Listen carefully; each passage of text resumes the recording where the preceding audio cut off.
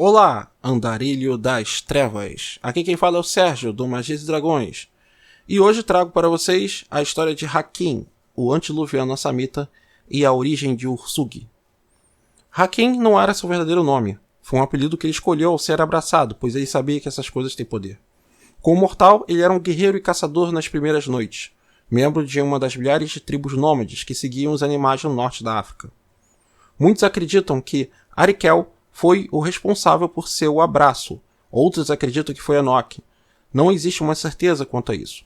Na primeira cidade, Hakim era seu grande defensor. Os filhos de Caim eram poderosos individualmente, mas a riqueza da cidade de Enoque chamava a atenção de todos à sua volta. Hakim, assim como seu irmão, praticava uma carnificina nas cidades vizinhas que não parecia ter fim. Mas houve. E após o fim da primeira cidade, Hakim vagou. Hakim era contra a destruição de seus senhores e por isso buscou exílio. Depois de perambular por algum tempo, Hakim abraçou a sua primeira cria.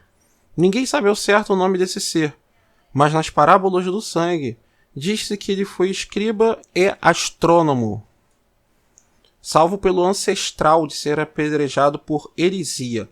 E esse ancestral aqui está com A maiúsculo.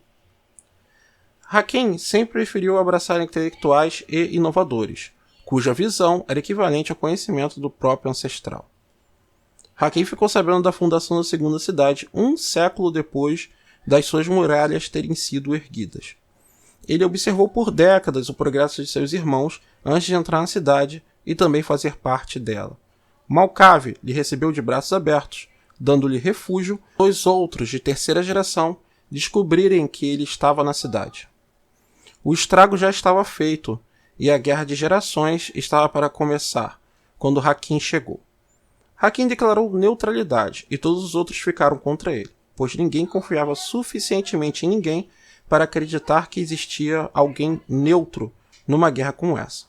Isso impediu a guerra de imediato, pois houve um certo equilíbrio delicado. A quarta e a quinta gerações começaram seus movimentos contra seus senhores, e a neutralidade de Hakim começou a ser vista como uma forma de controlar esses seres, pois a posição de neutralidade dele começou a ser vista como uma verdadeira crença política. Por medo de Caim retornar e destruir todos eles, Hakim foi nomeado uma espécie de juiz.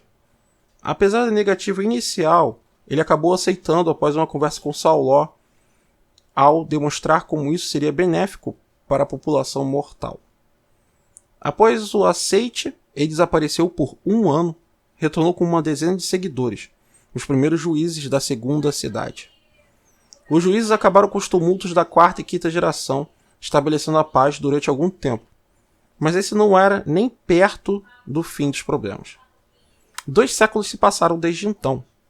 Um culto de vampiros, veneradores de demônios, apareceu nas fronteiras.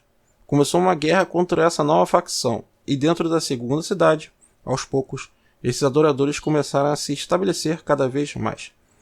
Os infernalistas tinham mágicas do sangue que ninguém conhecia ou era capaz de deter. Sauló acreditava que seus guerreiros sagrados eram capazes de impedir a ameaça, mas na prática não era isso que estava acontecendo. Hakim deixou a cidade e só retornou 3 anos depois, agora com 3 novos seguidores, magos dos quais ele abraçou. Eles foram os primeiros magos do sangue publicamente conhecidos na segunda cidade. As lutas foram intensas e acabaram com a destruição de 2 dos 3 magos e muitos juízes e a suposta erradicação dos infernalistas. A linhagem dos feiticeiros dos assamitas descende desse Matusalém sobrevivente entre os 3 feiticeiros. Um período de 500 anos de paz estabeleceu-se na segunda cidade. Hakim voltou a peregrinar pelo mundo e, em sua ausência, o membro mais velho de sua prole assumia a liderança dos juízes. Esse título passou a ser chamado de ancião e até os dias de hoje é utilizado pelo clã samita. Então, uma das cidades fazia fronteira com a segunda cidade foi destruída. Os sobreviventes relataram que eram os infernalistas novamente. Os canitas estavam descrentes e começaram a acusar uns aos outros pelo ataque. Hakim e Sauló acolheram os sobreviventes mortais e ouviram os relatos. Sauló decidiu atacar, mesmo com Hakim querendo investigar mais. Eles juntaram todas as suas forças e partiram para as ruínas de uma cidade próxima, onde acreditavam ser o ninho dos Baali.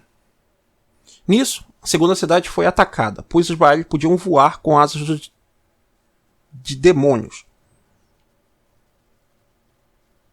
Mancheaka, um juiz da segunda cidade, liderou um contra-ataque antes que fosse tarde. Eles foram emboscados próximos do amanhecer por lanças de fogo atiradas do céu. Ele encontrou a morte final, junto com alguns outros juízes, mas conseguiu fornecer o tempo necessário para os sobreviventes se esconderem em cavernas. Os sobreviventes viram que entre os atacantes existiam antigos aliados, filhos de La Sombra, Sauló e Ventre. Esses sobreviventes foram caçados dentro dessas cavernas até os feiticeiros remanescentes chegarem num beco sem saída. Quando eles estavam se preparando para um ataque final, a caverna começou a se encher de sangue até o tornozelo em uma poça. Uma figura minúscula surgiu das trevas, uma criança coberta de fuligem e com os olhos queimados. Este era Ursuki. Durante o próximo século, os filhos de Hakim lutaram contra os infernalistas Baali. Após o acidente da caverna, os Baali nunca mais foram os mesmos, sendo massacrados e enviados de volta para o inferno. Hakim permitiu que seus descendentes assumissem a liderança dos juízes e agora observava a lenta recuperação de longe. Então, galera, esse foi o vídeo. Não se esqueça de se inscrever no canal e até a próxima!